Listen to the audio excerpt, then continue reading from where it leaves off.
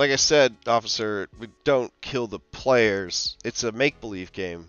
It's all make-believe. Yeah, I'm 43 years old. Yeah. Yes, I know that. Anyways. Okay, thanks. All right. All right, so anyways, yeah, Streamlabs just crashed all the way. Got the pop-up message, the whole deal. Um, the I'm sorry, but I'm going to shut down now message. So yeah, I agree. I think that pacing wise is always something that I could improve on. Um, Red Hand, I could probably go on for a while about things that I felt could have run better with Red Hand of Doom. Both the first time I ran it and the remix time that I ran it. I think a big part of it was that there were 6 players in the game, but there was more to it than that.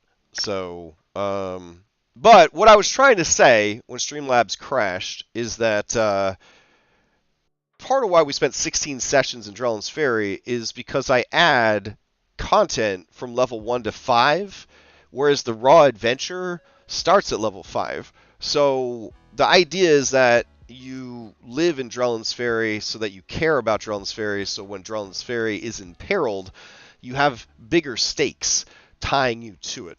So in effect, I'm adding like a 1 to 5 campaign to the front, which I think that like that taking like 16 sessions or so, that's not the end of the world. To defend the myself on against that one. All right, here's the last one of the things. So, what am I doing right? Provide engaging NPCs who provide immersion and context for the world. Ability to expand on existing material to improve it and make it your own is a huge draw. You create situations and characters that make you invest in the world without feeling scripted. You aren't afraid to let the chips fall when they go awry. I agree. That's very, yeah, that's good. What can I be doing better? Honestly, everything seems to be running smoothly in the games. At first, it did seem like you were rushing us through the earlier bits, but that could have been how the campaign was designed. Yeah, kind of, yeah. That is kind of how it was designed. Definitely not trying to rush anybody through. If you've seen my other games, I'm definitely not trying to rush anybody. Let's see. Uh. Oh, okay. Nice. All right. So, anyways, what did we learn from all that? And what did I miss so far? Mizram, we're going over the survey results for the year. Mostly the area of what do I need to improve on and what am I doing right. So I have this post-mortem doc that I made. We'll just put it here. There we go. I'll drag it out, zoom it in. All right, maybe a little bit more. No, it's too much. It's too much. All right. So inspiration points. That's covered. Hero points. That's covered. And then we've got. Let's see what we did right. Okay, so we've got finish campaigns. Okay, fair. NPCs, cool. And I think there was some other stuff. Good environment for fun / group compositions. All right, what we need to improve. I'm glad nobody said we needed to use OneNote more, because I don't think I could do it, guys. I don't really like it. What we need to improve? Health and free time. Way. What else? Let's see. Rules, consistency. Fair. And then my other big takeaway from all that stuff, health and free time, rules, consistency. I would honestly say balance elements of play and spotlight focus. So basically, manage pacing better, be less grumpy, and make sure all have equal time in Spotlight, which means less time for Crash and David. Sorry, David. All right, I get that. Okay, cool. All right. So let's see. We're back. We've got our year in review all squared away. So what happened this year? So Dom and I, we covered a lot of this in chat, but I wanted to talk about some stuff that happened during the year that we didn't talk about in the thing. So one of the things that I had in progress at the end of last year that fell apart this year was third-party publishing. So here's the thing. My day job is I'm a webmaster, for lack of a better term. So I do web accessibility, web content, front-end design, front-end, back-end management, training of other webmasters in the company. I have interns I have to train. I have actual staff that are assigned website duties that I have to train. In addition to all that, I do a lot of like other duties as assigned, which includes a lot of print production, a lot of graphic design, and a lot of event support and project management for events, live streaming of events and things like that. For example, we had the governor of the state visit. We did a live streaming of his visit, and it was very stressful. So there's an overlap in my day job and in my evening job, right? There's, project management is the same as being a dungeon master. Being a webmaster and having to manage the front end and the back end of the websites, very similar to having to manage the front end and the back end, right, of Foundry stuff, right? Like, does it look good for the players? Cool. Are the mods all up to date? No. Are the mods broken? Yes. Are we going to spend 4 hours of our Sunday afternoon fixing fucking mods in Foundry? I guess so. So, like, there's already, like, a big overlap of the things that I do for the one job and the other job, right? So, I have good ideas. I have no shortage of good ideas. And people have asked me to publish those ideas. And I made the decision in October of 2022. I partnered up with my favorite map makers, Heroic Maps, and I partnered up with them to make adventures using their maps. And the first one was a haunted house adventure, and it was very cool, and I was very proud of it, and I feel like I did a very good job on that adventure. However, I did not enjoy most of the process for that. Okay? Like, I don't like having to type good. I don't like having to format text. I don't like having to format stat blocks. I don't like having to make sure that everything is balanced and clean and working properly. I don't like all of the minutia that goes into it because for my day job, I have to do that stuff and I get worn out on doing it to then go and do it as essentially a third job, right? Because my third-party publishing, it wasn't like I stopped running all my games to do third-party publishing. And it's not like I stopped doing my day job to do third-party publishing. And it's not like I stopped raising my kid or taking care of my dogs, right? So, like, it was just another thing piled on top of everything else that I was doing. And the good vibes that I was getting from completing it and the money was not worth how bad it made me feel to do it.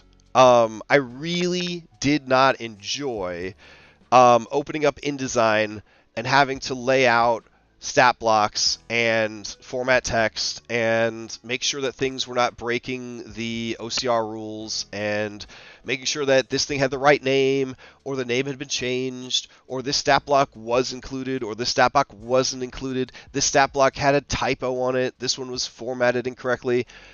That stuff kills me. Okay? It kills me.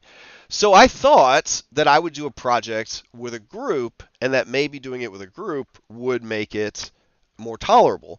But nobody, it turns out, likes doing any of that shit. So all I was doing with the group was letting everyone else do the really fun parts and then having to do the shitty parts anyways, right? So like I was the one that was wound up having to do the print layout and labeling the maps and making the stat blocks work and all that kind of stuff. And it was like it was the least fulfilling thing I've done in a long time. Like it really just wasn't very fun. When the OCR shit dropped in January, it just was like a bowling ball. It just knocked over like all the pins of like in a bad way of like our team working on that and me working on my own third-party publishing. It just took all of the joy out of those projects completely.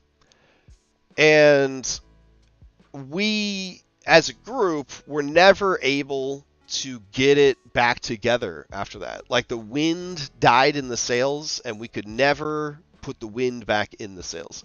And then that project just died. Like we were doing like a Hero Quest inspired, like 14 quest series. It had a player's guide. It was really cool. There were so many good ideas. It was a lot of fun. We were partnered up with like Heroic Maps for it, and it just couldn't make it happen. Just couldn't make it happen. And then as the year progressed, Heroic Maps, they were very patient and understanding. They were like, hey, we're not under contract or anything, but if you want to do something with these maps, like, please know that you could do something with these maps. And it was just like hard, even with like this dream opportunity of working with my favorite map maker, it was hard to find any joy in it. And with the very limited amount of free time that I have, which is to say a very little amount of free time, I just couldn't bring myself to spend that time doing something that was not bringing me any joy. I would rather run an extra game every week than sit down and have to do InDesign work or editing or page layout when I already have to do that shit for my day job, and I hate having to do it for my day job. I certainly don't want to have to do it for the hobby that still brings me quite a bit of joy, even though I've monetized it. So that is how third-party publishing died in 2023. Was that I just couldn't bring myself to do it. I couldn't force myself to do something that was not giving me any joy in return. So if you're ever wondering, like, why don't I do more third-party publishing, it is because I just don't have the spoons left after doing all the other things that I do to put everything into a sellable, a printable, a publishable format for you guys to consume. I got really down about that. I got really down about D&D. I was going to close down my Patreon. I was going to just kind of like really just kind of like pull what I had left closer to me and just focus on that. And to a certain extent, I have. To a certain extent, I've put up on my Patreon, like I have nothing to offer you. If you want to support me through Patreon, you can. I don't expect you to. I don't know why you would. I appreciate it if you do, but I just don't have it in me to make extra shit for Patreon. I just don't have it in me to do third-party publishing while trying to maintain all the other stuff that I have going on. And so for me, it was very much like, this is it. Like, it was a hard decision to make.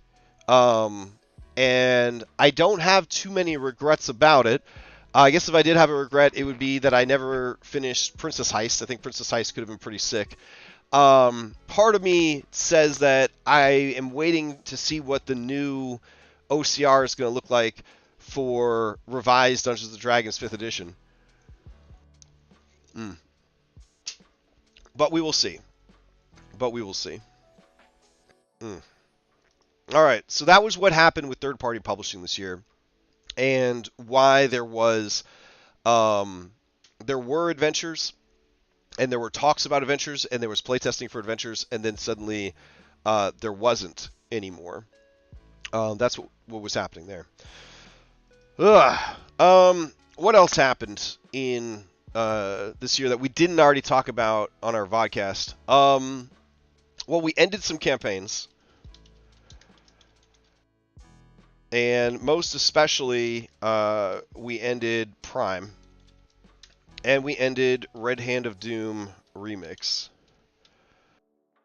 Alright, and I have some thoughts about both of these that I don't think would be too spoilery, though I would love to actually do a stream where we talk about these and why they're, I don't know, what I learned from them. So, like, with Prime, I was very happy with Prime. I was very happy with how Prime ended. I was very happy with Prime as a campaign. And I understood with Prime that it is a very slippery slope. Oh, howdy. It's a very slippery slope of, like, trying to constantly one-up yourself. And I mentioned this in the vodcast at the end of the year with Dom. I don't think I'm ever going to top what I had going with Prime. It was something very special. Not to say that my other games aren't special, right? You know, I don't want to hurt anybody's feelings. But there was just something about that particular campaign, that combination of players, that story, the ownership I took over that story, the themes that we were dealing with, the pacing. I don't know. There was just everything about it was just kind of happening so organically and so spontaneously that I was prepping that game before every session for the most part, because I had no idea where it was going to go or what it was going to do. My other games, I have a much better sense of, like, what they were going to do. But basically, I'm not going to live in the shadow of this campaign. Like, I don't want to constantly be like, we don't have the same viewership numbers that we had for this, because it's not about streaming the game. It's about running adventures for the people that sign up for the adventures. It's not about making an amazing stream. It's about telling a good story for the group that signed up for that story. For me. Like, we stream the games because people like streaming the games.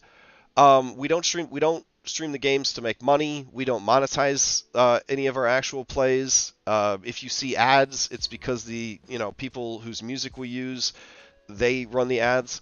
But we ourselves are not, like, running ads on this stuff. We are playing the game, and we are streaming it to share it with people that might be interested. It's never about, like, casting the biggest personalities and the funniest people or the best combination of people. It's not about trying to be Dimension 20 or Critical Role.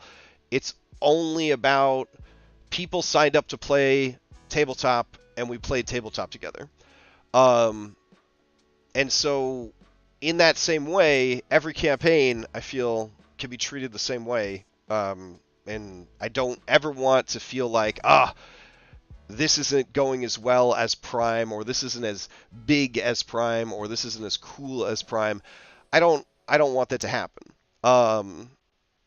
So that's my big takeaway from that. With Red Hand of Doom, my big takeaway is never again 6 players. I just can't. I can't do it.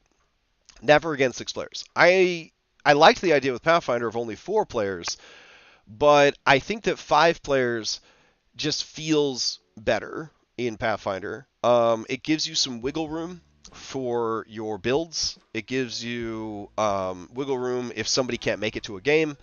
It makes the game a lot more survivable to have that fifth person, because Pathfinder can be pretty rough, pretty difficult. So yeah, I was a hard decision to move up to 5 players, and I'm glad I did. But like, never would I run a table with 6 people again. It's just too many people. It's just not fair to the people at the table. That was a big takeaway from Red Handed Doom. Red Handed Doom also was a limited sandbox with a timer, but also a timer in real life.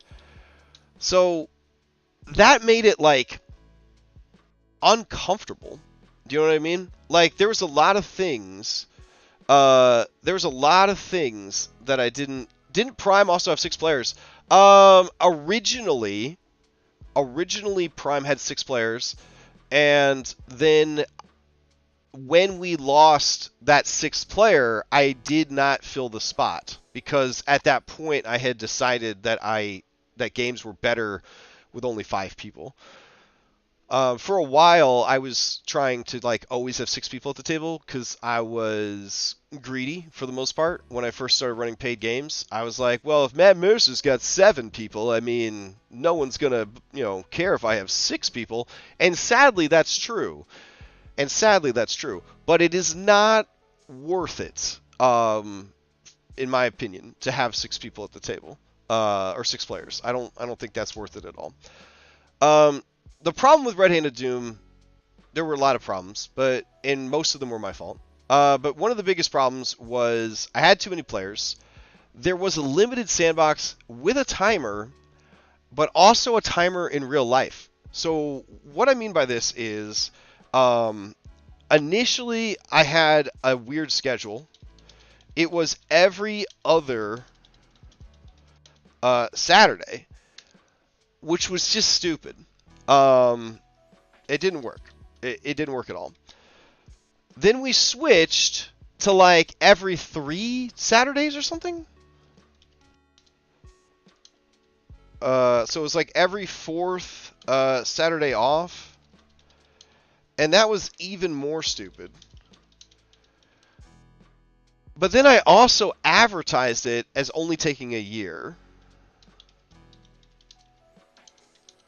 And as was pointed out in one of the things to improve on, we spent 19 sessions in the introductory part of the campaign, and that does not bode well for a campaign that you're only going to play for 1 year. There was a lot of content we could have explored if we hadn't spent so much time in the beginning part of the campaign. So I think that, in truth, a good Red Hand of Doom game would start at level 1, like I do it, but would take easily 18 to 24 months of weekly sessions. So that's on me. Now, how did this become an issue? Why not play longer?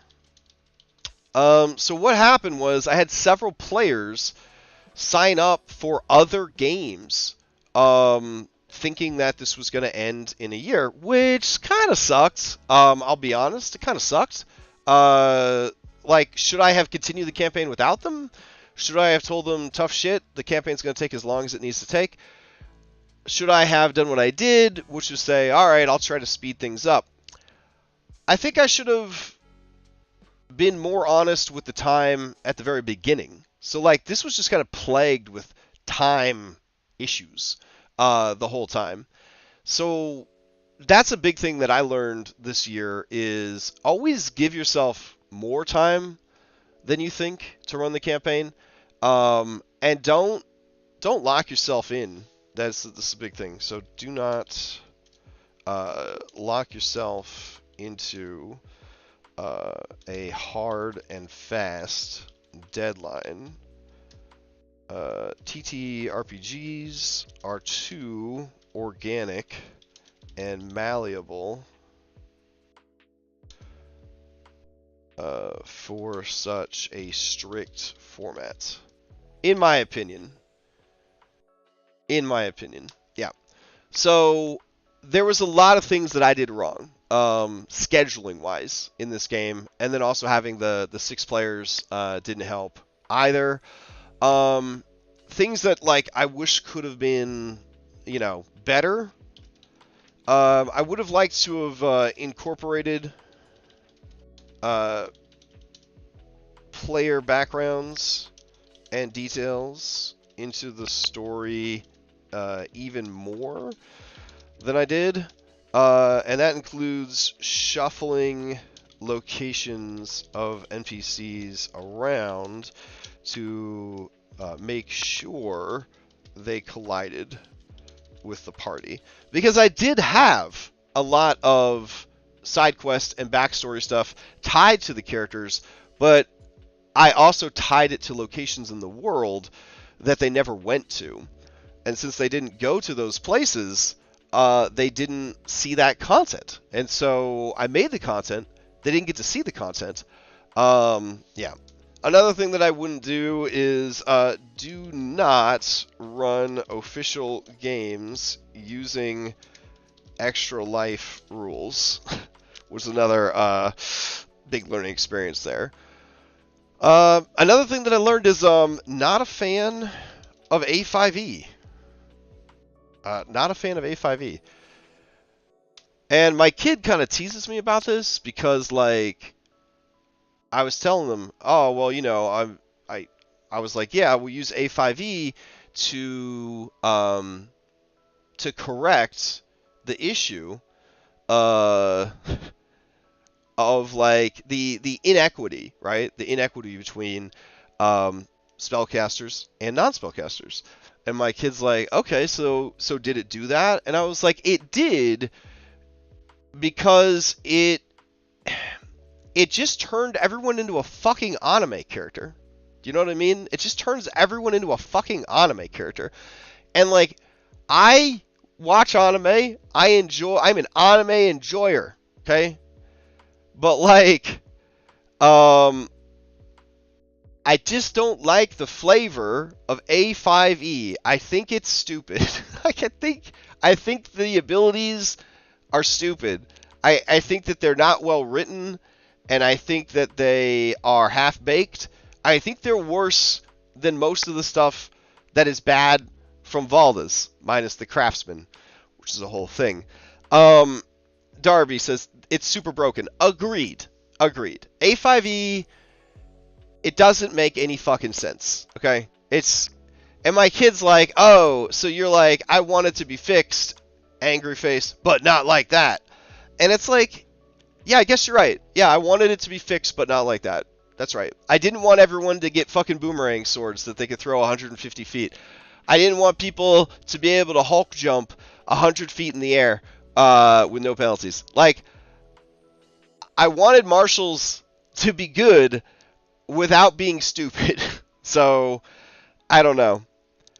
I know that 5e, the 5th Age of Magic, Blood of Heroes, that kind of thing, it is what it is.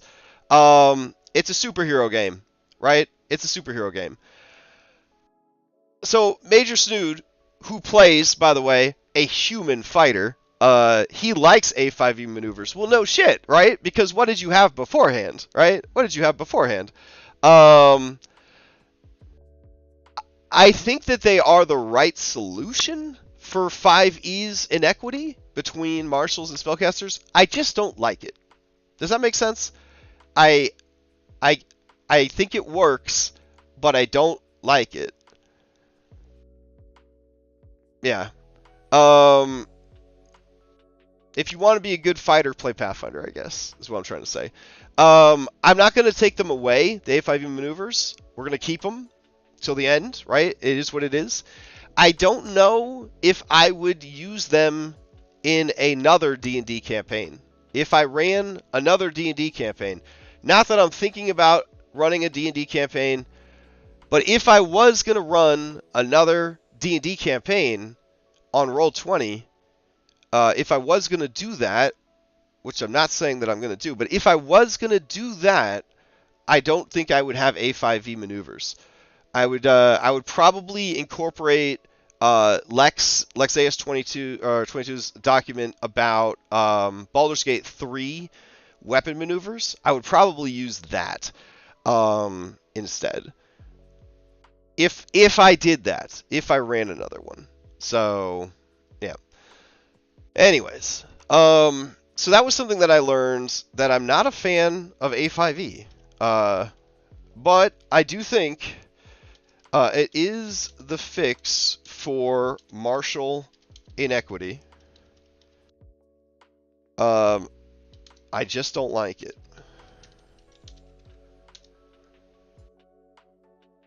One D&D weapon masteries and general changes are really solid for martials. Agreed. I do think that there are some good changes coming down the line for 5e, and I do think that 5e will start to feel a little bit more viable.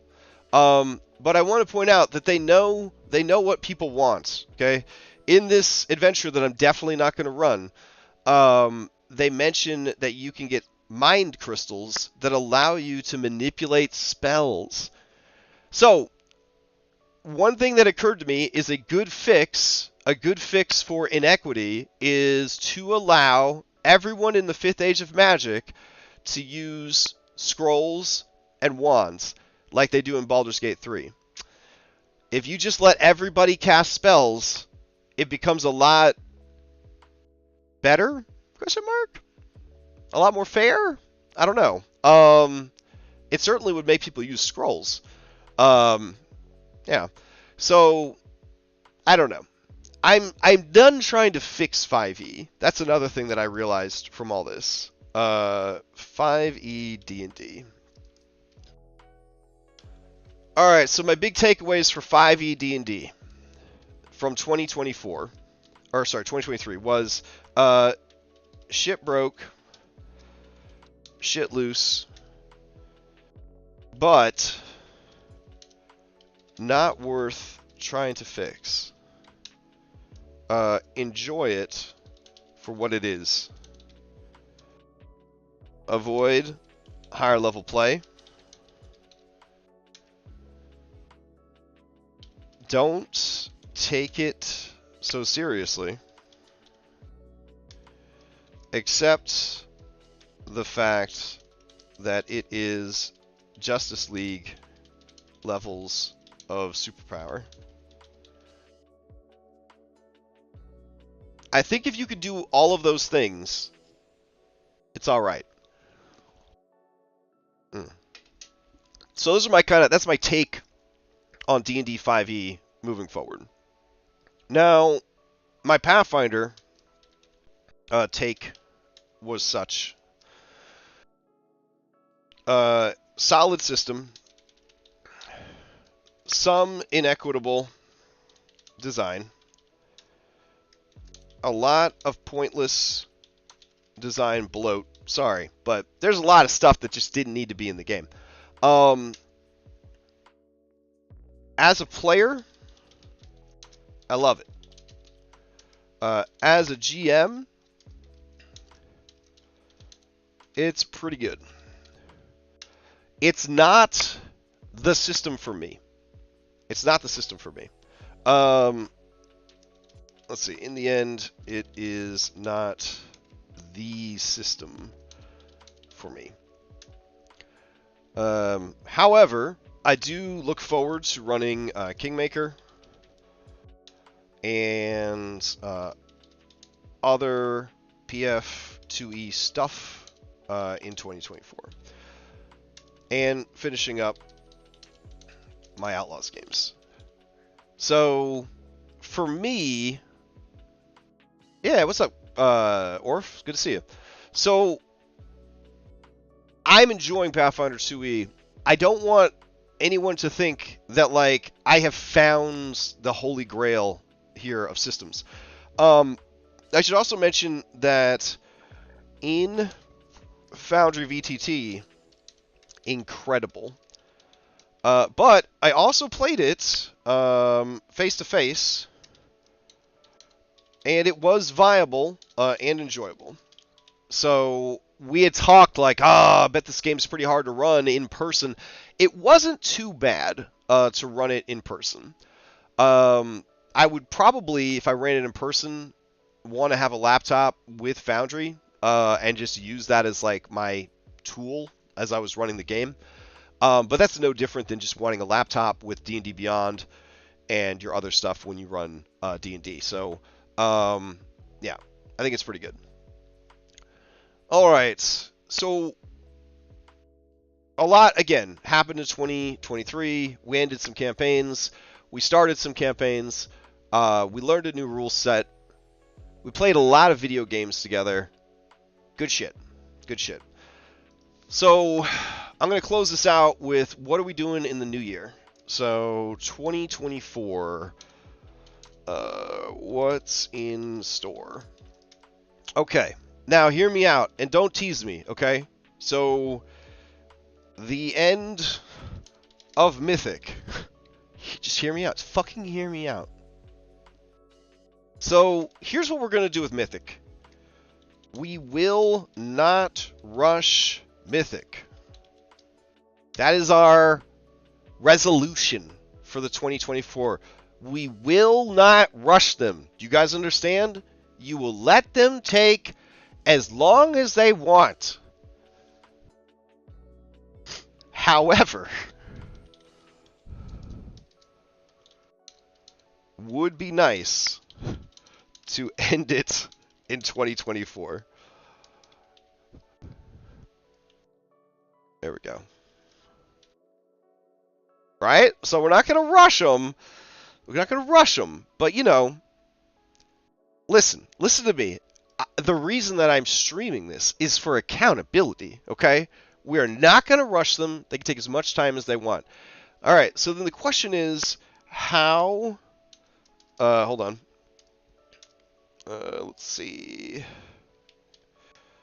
How will that impact Kingmaker?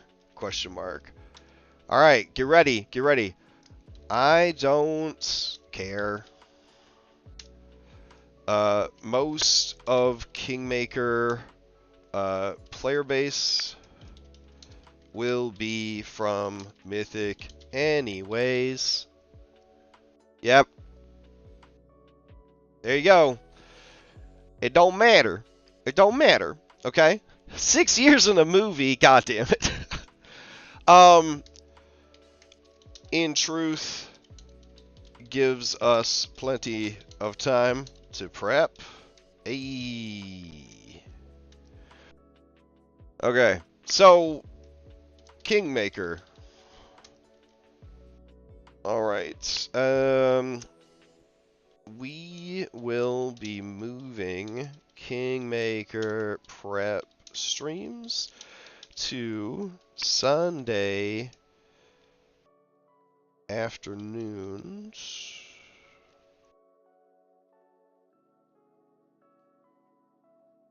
Or Tuesday evenings. Flexible. Okay. Less pressure to grind since Mythic may never end. Yeah. We will maintain the Foundry VTT server as needed. And let's see, create and add custom maps and content as needed.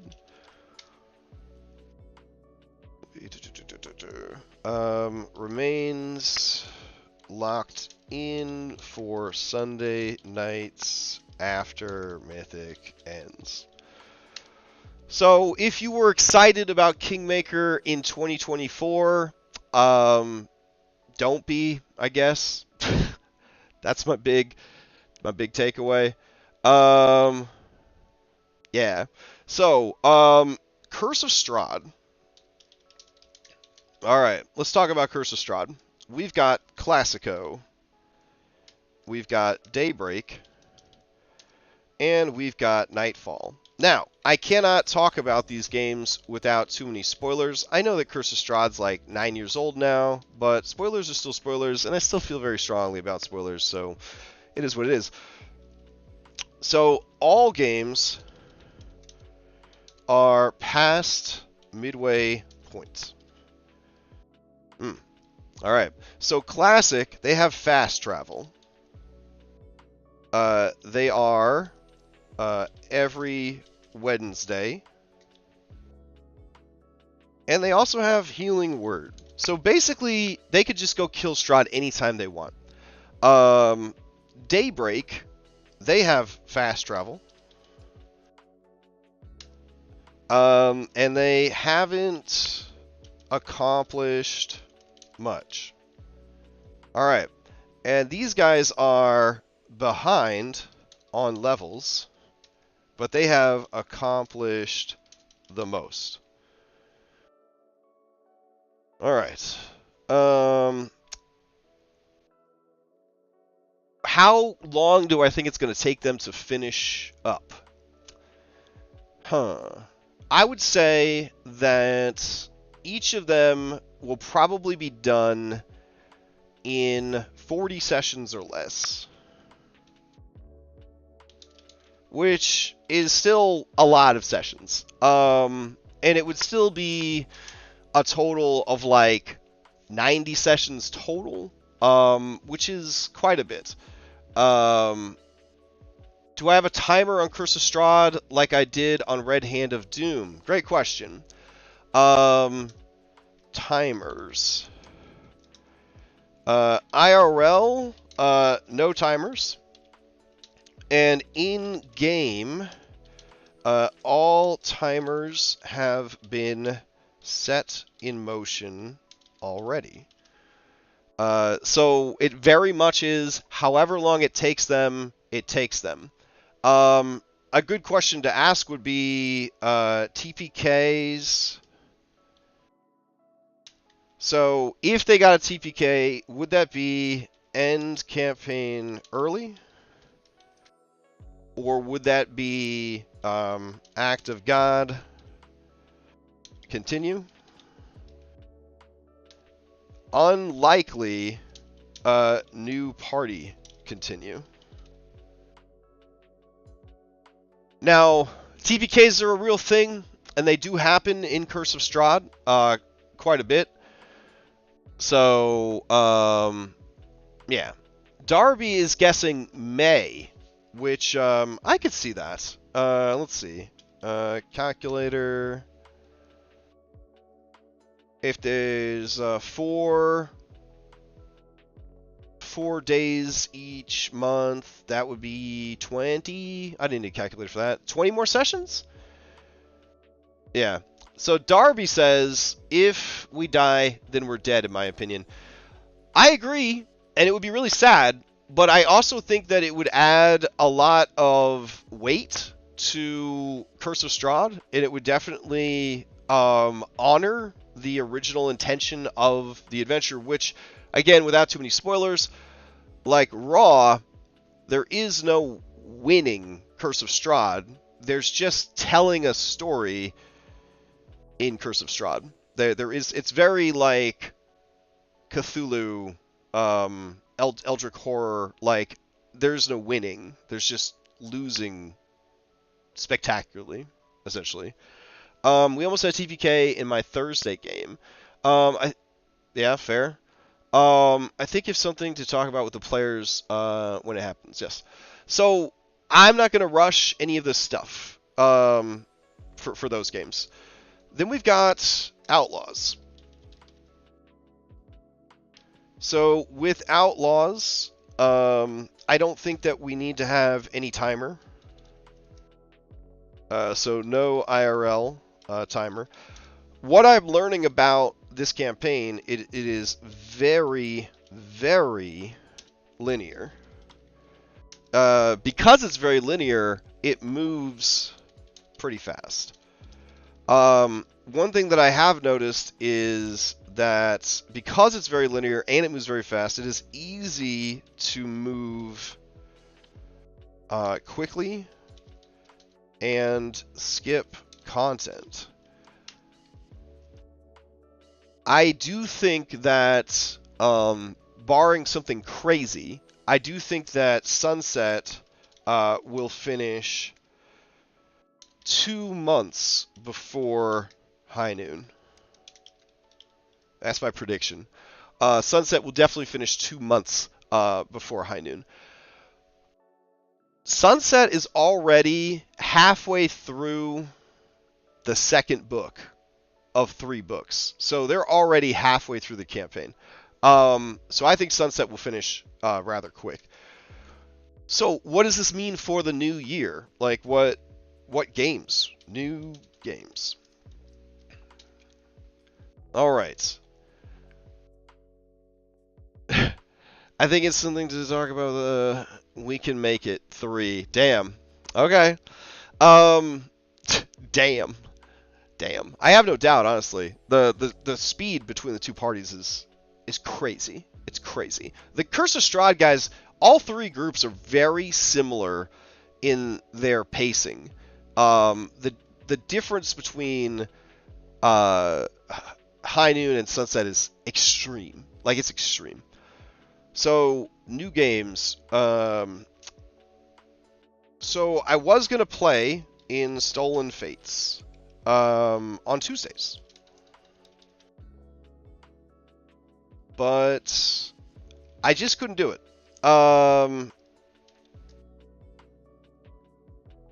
Too much right now. People are saying you got to take a break. People are saying you got to take care of your health. You got to make time for yourself. So as much as I enjoyed Ash as a DM or GM, and as much as I loved playing with the other 3 guys, I just couldn't do it. I couldn't go into Stolen Fates and do another year of those Tuesday night games.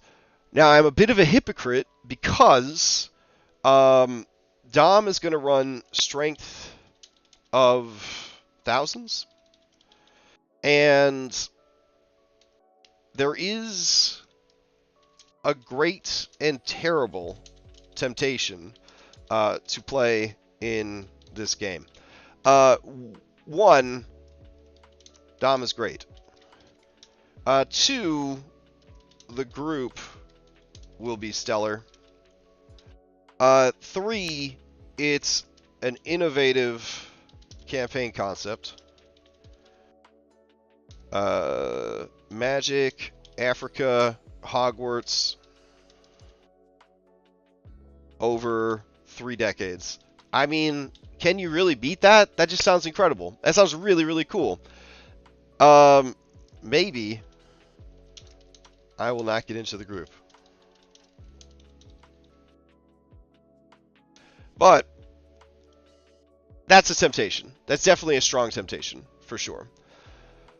Oh, yeah, I think it's like 3 decades or something. You start as kids attending the school or students, and then you become, like, staff or whatever, and then, like, you go out into the world to, like, I don't know, promote the school or some shit, and then you have to come back at, like, high levels to, like, save the school / the entire world.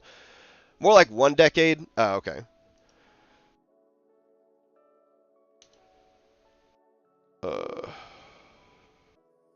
We'll just put a span of years. There we go.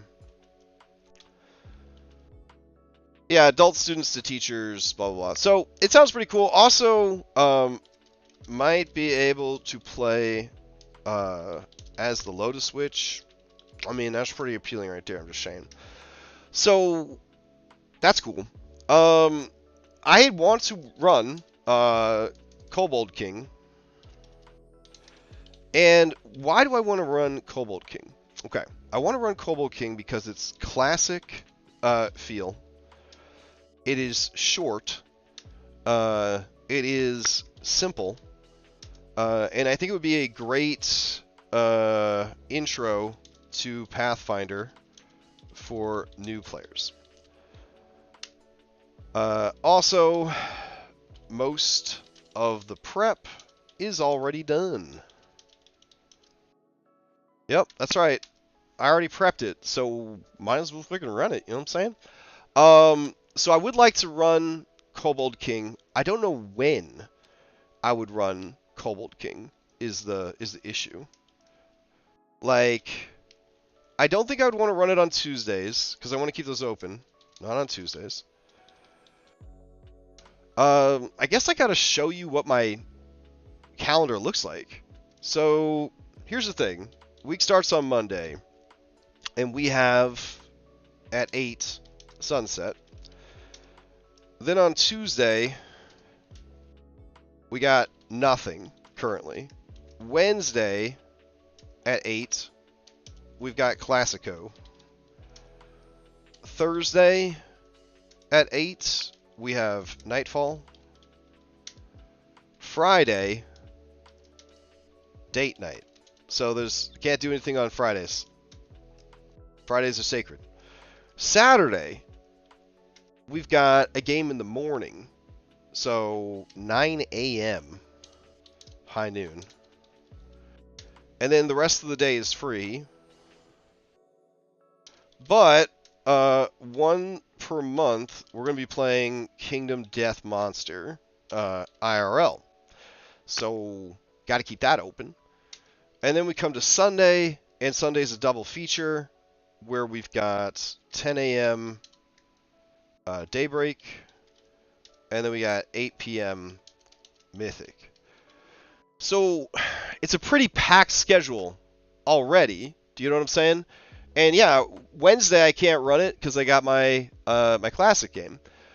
So Kobold King, I could run for classic group after Curse of Strahd ends. Could be fun. We'll see how they feel. Could also run on Mondays after sunset ends. Could run on really in any spot after a game ends. But I can't picture myself starting a new one. Yeah, it would have to be after one of the games ended. But Kobold King, for me, is 100%. I was worried that it's a little too basic bitch, but I don't necessarily think that it's bad to just play a very cheese pizza vanilla milkshake game. I don't think there's anything wrong with that at all. Like, it's kind of nice, actually. Alright, so Kingmaker we already discussed. Maybe... well, no. Kingmaker is 100%, but... this is important, only after Mythic has ended. No set time, and no rush. Alright. So, I had talked about running Stolen Fates, since I couldn't play in it. Now, I liked this idea, because what I thought would be cool was combine graduates from both Outlaws games into a 11 to 20 game. So to me, that has some benefits there. Benefits: running existing character in a new story. Could start seeding elements into books 2 and 3. Mingling player base. So the downsides, let's see. Many have either run or are playing it already. Thanks, Josh. Let's see. Some people might not like starting a new PC at 11 with players who are using an established PC. So that's something to keep in mind. So, I don't know. Ooh, if not Stolen Fate, could be Fist of the Ruby Phoenix. That's true. So, Fist of the Ruby Phoenix is essentially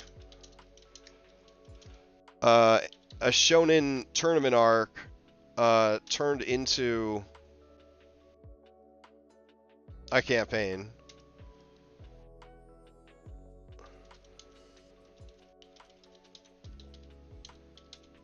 I'm not really sure how I vibe with that, honestly. Yeah, exactly.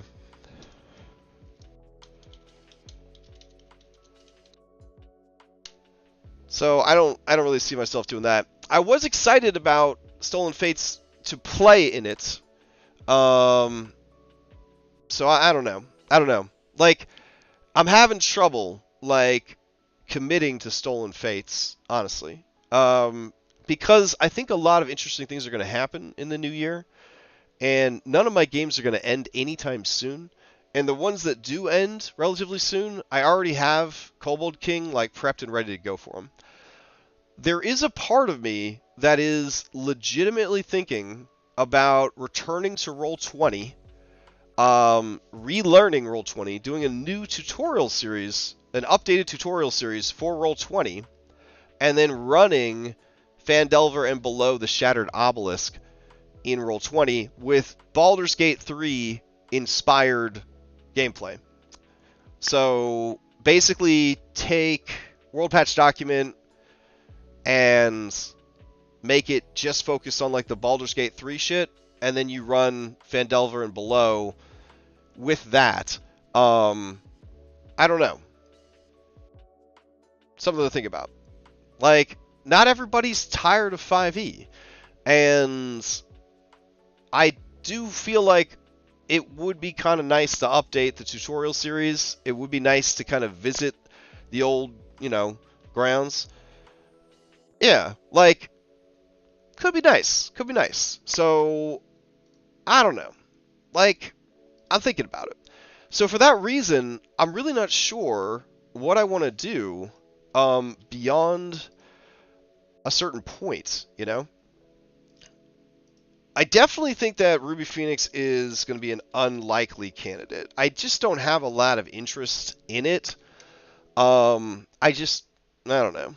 I mean, I like anime, and tournament arcs are fun. I don't think that I'd want to do that like all the time, like as a weekly campaign. So yeah, I gotta kind of keep it open a little bit. Definitely lost some interest in Stolen Fates when I saw that Josh was already running it on the server, and like a lot of people in the game are people that were in my Outlaws game anyways, so like that kind of like took away some of the appeal there.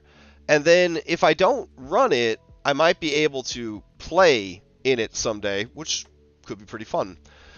So yeah, that's kind of where I'm at, is I don't have a lot of things really set in stone, other than I for sure will run Kingmaker when Mythic ends, and I for sure will run at least one, maybe two instances of Kobold Kings when one of my games ends. Ugh. Now, there was talk about doing a homebrew game. I'm going to address that real quick, and that'll be the end of the stream, because we're at like almost 2 hours. What about homebrew? Okay, so here's the problem with homebrew. I am afraid of my own hyperfocus. I'm afraid of my own hyperfocus. Oh, thank you. I don't want to do a project that will be so enticing to my brain that I will want to think about it all the time. all the time. That's the thing. I don't want to get sucked in to like a project right now in my life. I don't want to be sucked into a project that will like consume me. I am afraid that if I did a homebrew campaign, and you could take this any way you want. There's a lot of cowardice here, but I don't want to run a homebrew game and then feel compelled to make it so fucking good.